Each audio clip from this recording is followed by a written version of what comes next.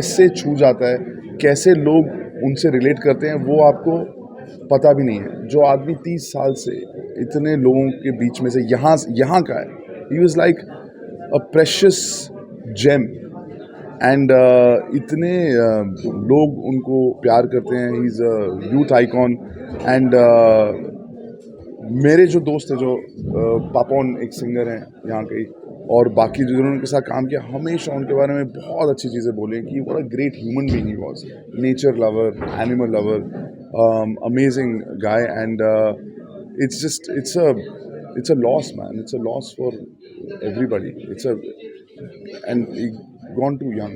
So I can only pray for his family and pray that he's जहाँ पर भी हैं, he's making that mahal amazing, smiling down at us, and he's in peace. That's what I pray. आपका मिलना हुआ था उनसे?